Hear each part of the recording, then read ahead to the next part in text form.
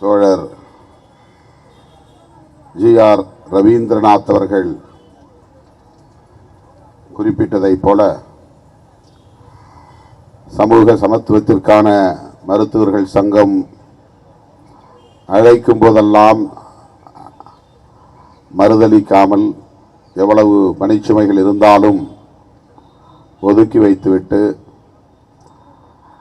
அவரோடு நான் களத்தில் நிற்பதை என்னுடைய கடமையாக கருதுகிறேன். அப்படித்தான் இன்றைக்கு ஏராளமான வேலைகள் இருந்தாலும் கூட மாவட்டங்களுக்கு புதிய நிர்வாகிகளை நியமிக்கிற பெரிய பணிச்சுமை இருந்தாலும் கூட இந்த ஆர்ப்பாட்டம் மிகவும் முக்கியம். தோழர் ரவீந்திரநாத் அவர்களும் தோழர் சாந்தி அவர்களும் வெளிநாட்டில் பயிலும் மருத்துவ மாணவர்களுக்கான ஒரு ஜனநாயக அறப்போராட்டத்தை ஒருங்கிணைத்திருக்கிற நிலையில் தவிர்க்காமல் அதை பங்கேற்க வேண்டும் என்று நான் ஓடோடி வந்து உங்கள் முன்னால் நிற்கிறேன். அதிலே நான் மகிழ்ச்சி அடைகிறேன். உங்களோடு களத்தில் நிற்பதை எண்ணி பெருமைப்படுகிறேன். வெளிநாட்டு மருத்துவ பட்டதாரிகளுக்கு இவ்வளவு சிக்கல்கள் இருக்கின்றன என்பதை நுட்பமாக கவனித்து அந்த மாணவர்களுக்கு உற்ற துணையாக சமூக சமத்துவத்திற்கான மருத்துவர்கள் சங்கம் தொடர்ந்து போராடி வருகிறது என்பதை நான் அறிவேன். குறிப்பாக உக்ரைன் போர் நடந்த காலத்தில் அங்கே மருத்துவம் பயிலும் மாணவர்களுக்கு நெருக்கடி ஏற்பட்ட சூழலில் அவர்களை பத்திரமாக பாதுகாப்பாக தமிழ்நாட்டுக்கு மீட்டு கொண்டு வர வேண்டும் என்பதில் இந்த சங்கம் எடுத்துக்கொண்ட முயற்சி பாராட்டுதலுக்குரியது.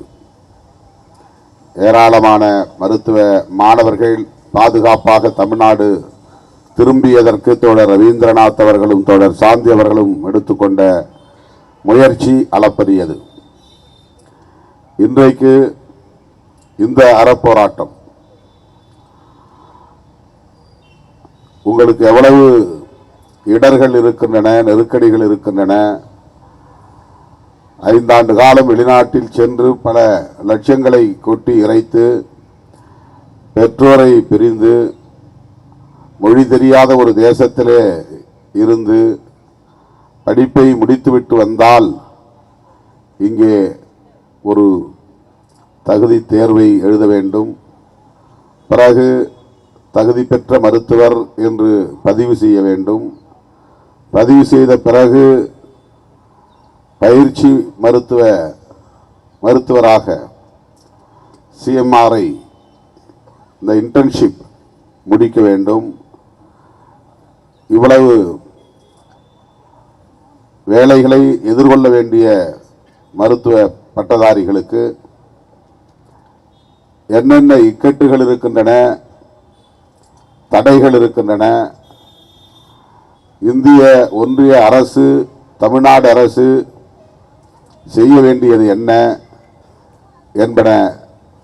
என்பனவற்றை ஆய்ந்து அவற்றை எல்லாம் தொகுத்து அவற்றை கோரிக்கைகளாக முன்வைத்து போராட வேண்டும் என்கிற ஒரு முனைப்புடன் சமூக சமத்துவத்திற்கான மருத்துவர்கள் சங்கம் மாணவர்கள் சங்கத்தோடு இணைந்து போராடுகிறது.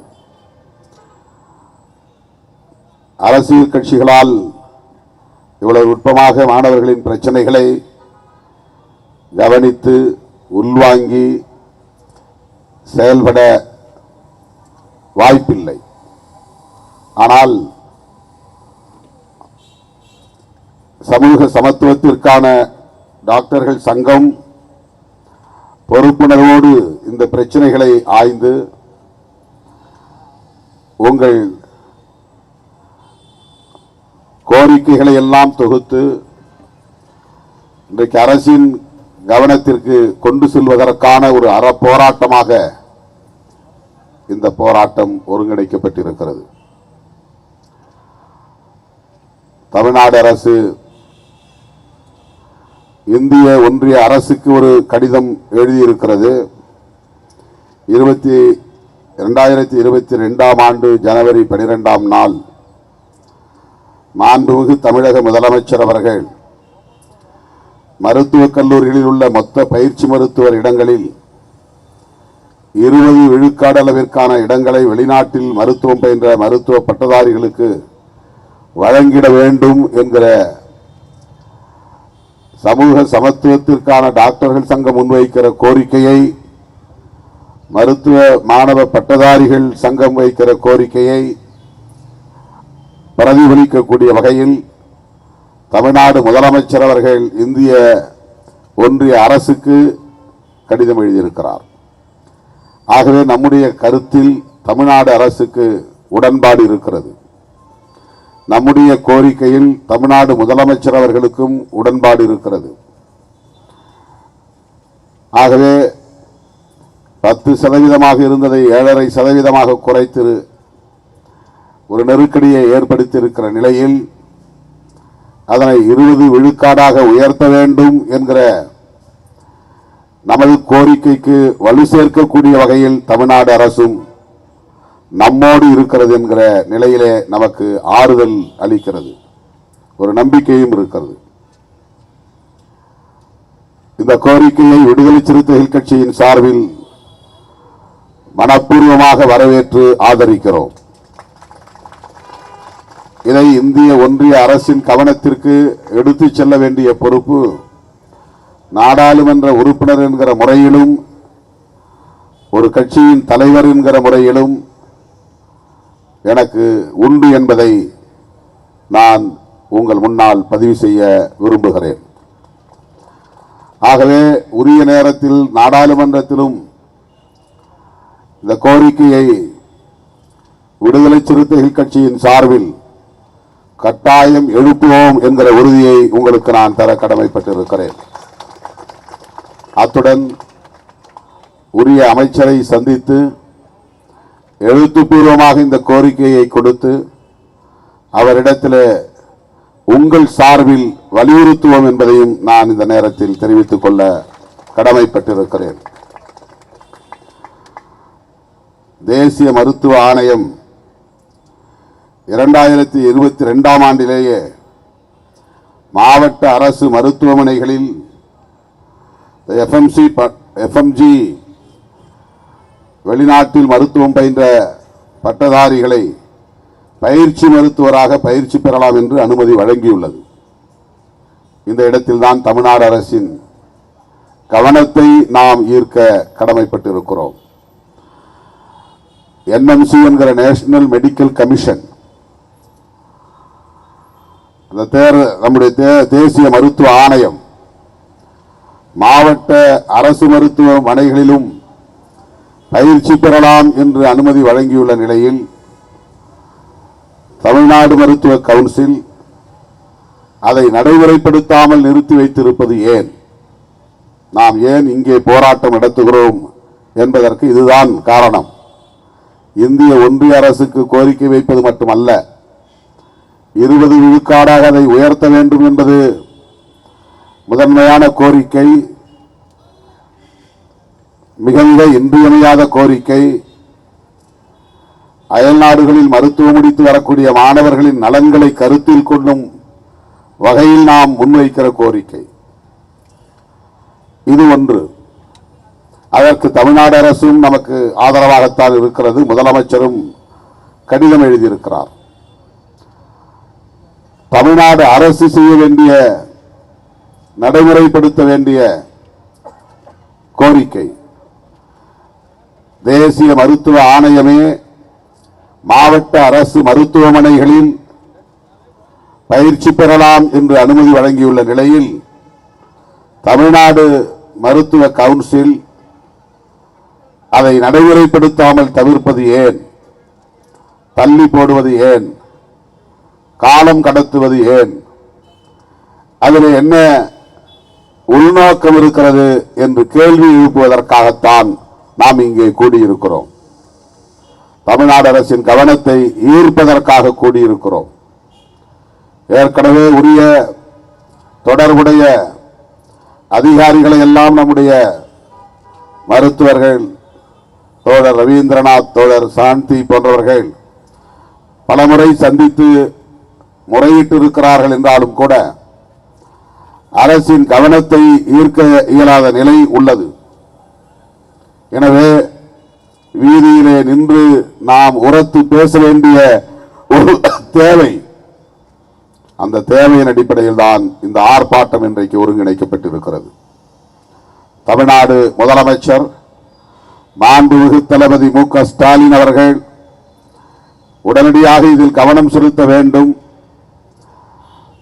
மாவட்ட அரசு மருத்துவமனைகளில் தேசிய மருத்துவ ஆணையம் அனுமதித்திருக்கிற சூழலில் அதனை நடைமுறைப்படுத்துவதற்கு ஆணை பிறப்பிக்க வேண்டும் என்று முதலமைச்சருக்கு இந்த அறப்போராட்டத்தின் ஊடாக வேண்டுகோள் விடுக்கிறோம். காலம் கடத்தும் இந்த போக்கை விடுதலை சிறுத்தைகள் கட்சியின் சார்பில் வன்மையாக கண்டிக்கிறோம். அடுத்து தமிழ்நாடு அரசின் மருத்துவக் கல்லூரிகள், அரசு மருத்துவக் கல்லூரிகள், தனியார் மருத்துவக் கல்லூரிகள். தமிழ்நாடு அரசு மருத்துவக் கல்லூரிகள் 36 கல்லூரிகள் இருக்கின்றன. புதிதாக தொடங்க பெற்ற 11 புதிய மருத்துவக் கல்லூரிகளில் எஃப்எம்ஜி பட்டதாரிகள் கடந்த காலங்களில் பயிற்சி மருத்துவம் மேற்கொண்டனர். ஆனால் இப்போது அதனை முழுமையாக நிறுத்தி வைத்திருக்கிறார்கள். அந்த அனுமதியை மறுப்பதற்கு என்ன காரணம்? அந்த 11 புதிய மருத்துவக் கல்லூரிகளில் நிறுத்தி வைக்கப்பட்டிருக்கிற நிலையை மாற்றி அங்கே வெளிநாட்டு மருத்துவ பட்டதாரிகளுக்கு பயிற்சி மருத்துவம் செய்வதற்கு அனுமதிக்க வேண்டும் என்பது மிக முக்கியமான ஒரு கோரிக்கை. மாண்புமிகு முதல்வரின் கவனத்தை இந்த அறப்போராட்டத்தின் மூலம் ஈர்க்க விரும்புகிறோம். அதேபோல வெளிநாட்டில் மருத்துவம் பயின்றவர்களுக்கு தற்காலிக தகுதி சான்றிதழ் வழங்குவதில் PEC என்கிற ப்ரொவிஷனல் எலிஜிபிலிட்டி சர்டிபிகேட், அந்த சான்றிதழை வழங்குவதில் உள்நோக்கத்தோடு காலதாமதம் செய்வதாக தெரிகிறது. இது ஒரு சாதாரணமான நடவடிக்கை. இதை எதற்காக காலம் தாழ்த்துகிறார்கள், தள்ளி போடுகிறார்கள் என்கிற கேள்வி இயல்பாக எழுகிறது. ஆகவே அந்த போக்கை கைவிட வேண்டும் என்று விடுதலை சிறுத்தைகள் கட்சியின் சார்பில், உங்களின் சார்பில் நான் வலியுறுத்த விரும்புகிறேன்.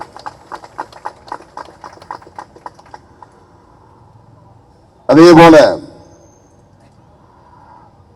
தமிழ்நாட்டில் மற்றும் வெளிநாட்டில் மருத்துவம் பயின்றவர்களில் பலருக்கு 2 அல்லது 3 ஆண்டுகள் பயிற்சி மருத்துவராக பயிற்சி பெற வேண்டும் என தமிழக மருத்துவ கவுன்சில் ஆணை வழங்கி வருகிறது. பிற மாநிலங்களில் அந்த நடைமுறை இல்லை.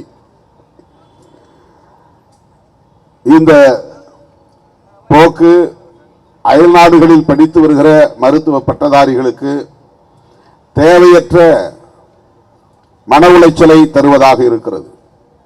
ஏற்கனவே 5 ஆண்டுகள் அயல் நாட்டில் படிப்பதற்காக செலவழித்துவிட்டு லட்சக்கணக்கிலே பணத்தையும் செலவழித்துவிட்டு வந்ததும் இங்கே உடனடியாக தமிழ்நாட்டில் மருத்துவராக முடியாத நிலையை இதுபோன்ற நடவடிக்கைகளின் மூலம் காலதாமதம் செய்வதனால் எவ்வளவு மன உளைச்சல் ஏற்படும் அந்த மருத்துவ பட்டதாரிகளுக்கு என்பதை தமிழக மருத்துவ கவுன்சிலில் உள்ளவர்கள், அதிகாரிகள், உறுப்பினர்கள் புரிந்து கொள்ள வேண்டும். இந்த போக்கை கைவிட வேண்டும் என்றும் வலியுறுத்துகிறோம். இப்படி முக்கியமான பல கோரிக்கைகளை முன்வைத்து இந்த ஆர்ப்பாட்டம் ஒருங்கிணைக்கப்பட்டிருக்கிறது. விரைவில் சட்டமன்றம் கூட இருக்கிறது. சிந்தனை செல்வன் அவர்கள் இங்கே உரையாற்றினார். இந்த பிரச்சனையை கட்டாயம் அவர் சட்டமன்றத்திலும் எழுப்புவார் என்கிற உறுதியை உங்களுக்கு வழங்க கடமைப்பட்டிருக்கிறேன். பட்ஜெட் கூட்டத்தொடர் பிப்ரவரி 1ஆம் தேதி தொடங்க இருக்கிறது. ஒரு மாத காலத்திற்கு மேலாக பட்ஜெட் கூட்டத்தொடர் நடைபெறும். அந்த நேரத்தில் தோழர் ரவீந்திரநாத் அவர்களையும் தோழர் சாந்தி அவர்களையும் கலந்து பேசி உரிய முறைப்படி கோரிக்கை மனுவை தயாரித்து அந்த தொடர்புடைய அமைச்சரை சந்தித்து உங்களின் பிரதிநிதியாக நான் இந்த கோரிக்கைகளை வலியுறுத்துவேன் என்கிற உறுதியை தந்து இந்த கோரிக்கைகள் வெற்றி பெற வாழ்த்தி வாய்ப்புக்கு நன்றி கூறி முடிக்கிறேன். நன்றி, வணக்கம்.